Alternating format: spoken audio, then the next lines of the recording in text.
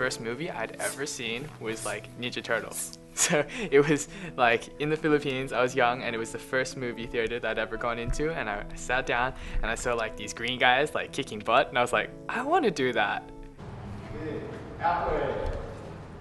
So for me, the tipping point that made me want to start martial arts was that I was the fat Asian kid in high school and throughout primary school. So basically I was very lazy, and all I ever really did was play video games and eat. That was it. And study. I was really into my study, but I just wanted to be like those fighting games that I'd seen. I was like, man, I could never do that. But then I finally decided I would give it a go. And then I got into it, and I met Roger Filetti, who was the instructor, and he was teaching Filipino martial arts, which is very close to my heritage. So I said, why don't I do something that's incorporated in with my culture? And I just fell in love with it. I actually was never really bullied at all. I don't think I ever came across as a target anymore, because they're probably like, he probably thinks low enough about himself, there's no point pushing him any further. My father was into basketball, and he was actually very disappointed I didn't get into basketball when I was younger.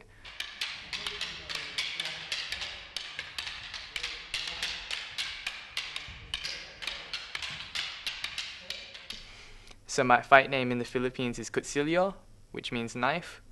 It's because when I was in the Philippines, I was training with different styles of Filipino martial arts, and I entered it was like a mini knife fight tournament that they held there, and I was fighting up against people from the US, like the Marines there, the Marines in the Philippines, the actual like grandmasters and their students there, and they beat me up pretty badly with the sticks. So like the stick stuff was really bad. I came back after 12 hours of fighting, and my hand was just destroyed, because what you tend to do in Filipino martial arts is you try to destroy the weapon hand, because if you can't hold a weapon, you can't fight. So what's the point of destroying their body when their hand is right out there? So bam. So I was getting destroyed there. But when it came to knives, I did really well. So.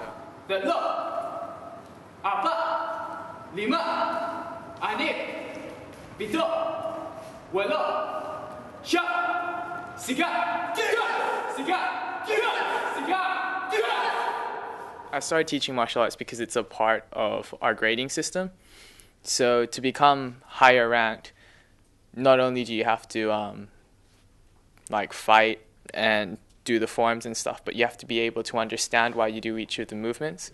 And the best way to understand why you do something is to tell someone else. So you teach because it helps you learn. You actually learn a lot more teaching because you pick up on the smaller technical issues.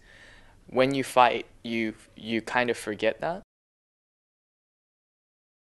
When I started uni, I studied commerce and business law, which isn't really that many hours compared to other degrees, so I could fit it in pretty well. I would run in the morning, go to the gym, then I'd get some classes done, do some work, and then head back out to the gym again and train some more.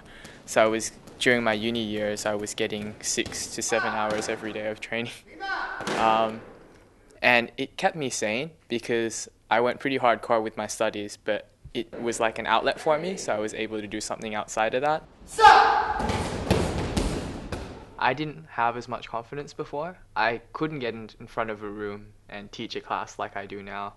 I wouldn't be able to talk in an interview like this before because I didn't really think much of myself other than that fat kid that was only ever good at writing stuff down. But after I got into it, I developed more confidence in what I do, and now everyone's like, man, that Roger guy, he's got way too much confidence. I don't like him anymore. But honestly, it boosted my confidence. It gave me the ability to lead, to be able to teach, and that shone through in everything that I've done, like in the way that I tackled uni, the way that I taught there, the way that I do work now. If I didn't have that confidence and the ability to talk the way that I do, or to even hold myself up the way that I do, then I wouldn't be able to stand in front of a CEO and go, this is how you should run your business.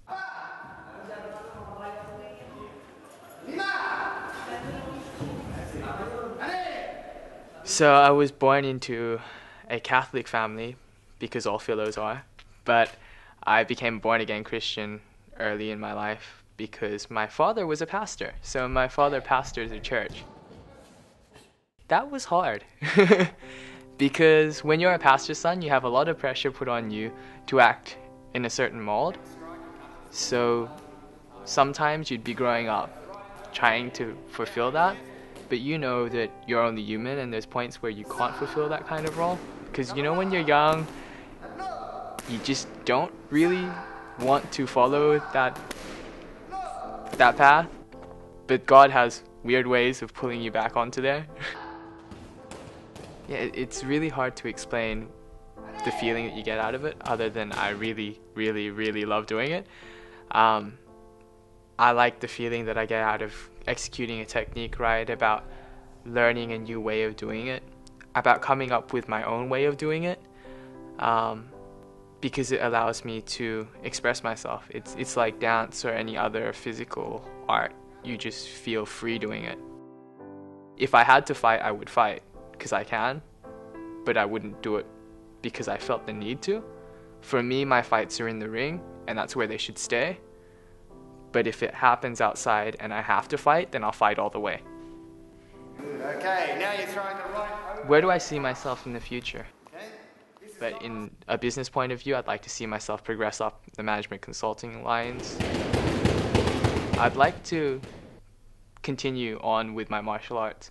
So wherever I end up going, I still want to be able to fight. I still want to be able to train and continue in my training because I love it. It's what I do.